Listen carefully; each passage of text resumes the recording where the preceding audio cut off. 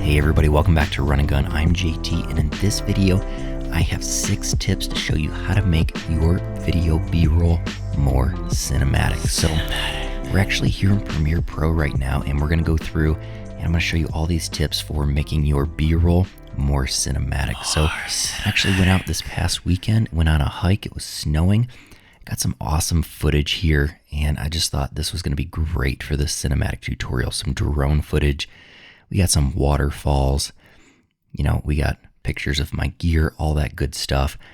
And I imported this all into Premiere. I started doing some editing, and then I realized I forgot the first rule of cinematic footage. And now this is something that isn't talked about very much. It's kind of a secret, but I learned this from a lot of YouTube photographers. And the first rule of being cinematic, there has to be coffee involved. And Peter McKinnon is great at this. I really have to give him credit, and I'm kind of stealing this tip from him. So this, as you can see, the sequence involves 0 coffees or coffee grounds, coffee makers, anything like that. There's not even coffee creamer in here. So as nice as this footage is, we're already, you know, our B-roll isn't reaching its full potential. So what I'm going to do is I'm going to start over. I'm going to throw this footage away, and we're going to look at some other footage I shot, because again, this just isn't working. So I'm going to delete this from Premiere Pro. Let's just get rid of the sequence altogether. Yeah, I don't want that footage tainting my cinematic project. So let's open up another sequence that I shot, and we'll take a look at it here as soon as it loads in Premiere. Here we go. We have this open right now, and look, I'm making coffee. Already, you know, I feel like this is more cinematic. Look at that. Cinematic. I don't think it gets any more cinematic than this. So that is the first tip of shooting cinematic footage. It needs to involve coffee somehow. So tip number 2 of shooting cinematic footage is to shoot slow motion. Now, you're going to see that in a lot of videos on YouTube. They're shooting in slow motion. I highly recommend shooting at least 120 frames per second. Let's take a look at some of my B-roll here. Let's take a sample here, and we'll look at the properties. Yeah, you can see right here, I'm shooting 120 frames per second, and that's getting me this super slow-mo, super cinematic coffee making footage. So I highly recommend shooting at least 120 frames per second. If you can go higher, that's great. But that's probably going to be like the bare minimum. And again, if your camera doesn't shoot at least 120 frames per second, like look how smooth this is. Just that sugar slowly pouring into that coffee. Cinematic. And we go here, nice, slow, cinematic. This is one of my favorite shots. Look at this right here, this coffee creamer. Cinema. Oh, that screams cinematic. 120 frames per second, like silky smooth. And again, if your camera doesn't shoot 120, I mean, personally, I would just throw it in the trash, but that's up to you. So tip number 3 to make your B-roll more cinematic is to make it widescreen. Now, a quick way to do that in Premiere is to add some widescreen bars. So I actually made my own widescreen bars in Photoshop. You can see them right here. This is about 2:1. But the more widescreen your B-roll is, the more cinematic it's going to be. So let's actually go and let's take these widescreen bars and let's make this super widescreen just to make it more cinematic. There's a good shot we can use for reference. Like I said, we're at about 2:1. Another popular aspect ratio, if we scale in, is about 2.35:1. That's a popular cinema aspect ratio. Cinema.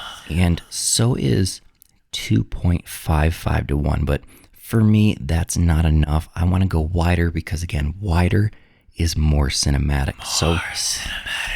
We're going to go 6:1. Look how widescreen that is, and just, it exudes cinematic.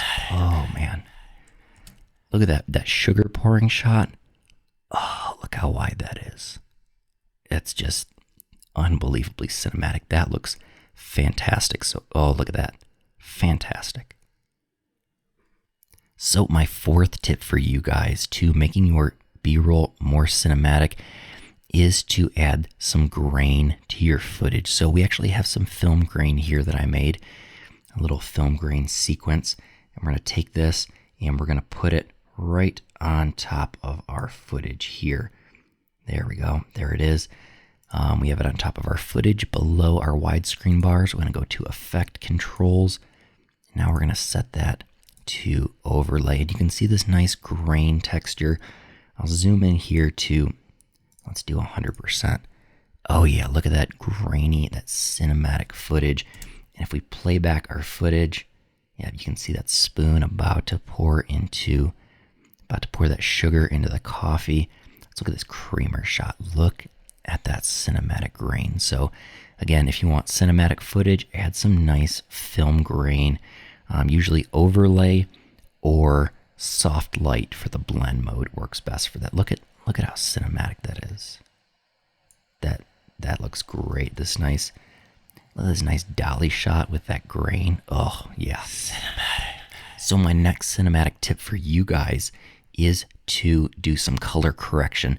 And I'm actually going to turn off our widescreen bars just for the sake of this tutorial so you can see a little bit more of this footage. So let's fit the footage back to the screen. We have a nice, I believe this is a nice tracking shot. Oh, here's a good shot too. Let's take a look. Yeah.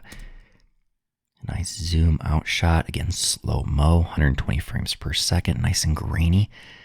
You can see here, we're going to add an orange and teal LUT. Look at that. Nice orange, some nice teal in there. Let's check out some other parts of our sequence here. Let's see what this looks like. Oh, that nice orange and teal. I mean, it almost looks like Transformers. That's probably the most cinematic movie or film I can think of. Just super, super cinematic. We'll play that.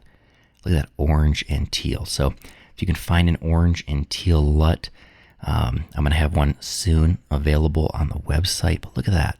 Again, slow-mo, orange and teal. It makes all the difference. We can turn that layer on or off and then on again. Look at that. Huge, huge difference. Massively cinematic. Cinematic. Look at that. Look at those orange skin tones. Those nice blue shadows.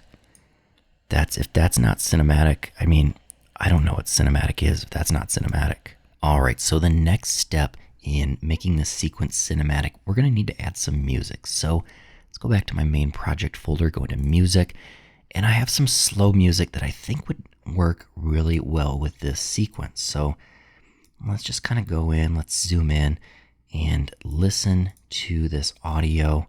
I'm probably going to need to turn that down a little bit. And our effect controls, turn that level down just a touch. So let's listen to, let's do this by hand here, -16. Let's listen to this audio and see how cinematic it sounds. Nice and slow.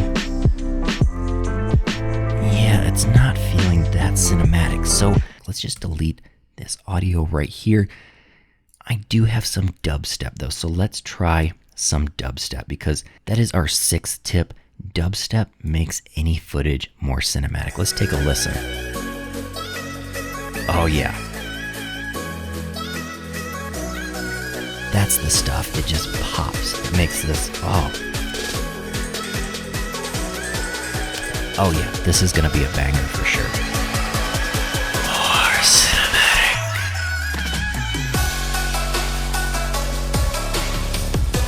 Look at that right there. Yep, that is cinematic. So that's almost everything for this tutorial. I do have one bonus tip for you guys. If you take a look at all of these shots, you can see there is some sort of camera motion in like all of these shots. So we're like sliding to the left, to the right, and then here we're sliding in, and then you can see, I mean, just all sorts of camera movement. There doesn't have to be a reason for the camera movement. There just has to be camera movement to keep your audience occupied. So remember, static is not cinematic. So if your camera's on a tripod, no, not cinematic at all. Just add, motion, to keep your audience's eyes moving around. Just every shot here, look at that motion.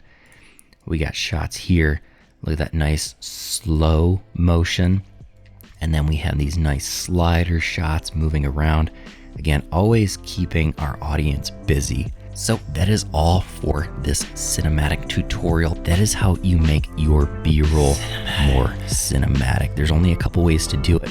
And from what I've learned from my time on YouTube, I mean, these are the secrets of how to make your videos more cinematic. So if you like this video, be sure to hit that like button. Let me know down below in the comments some little tips and tricks you have for making your videos more cinematic, in case you think I didn't cover everything in this video. And be sure to hit that subscribe button for more videos just like how to make your B-roll more cinematic. So until next time, get out and make cinematic B-roll.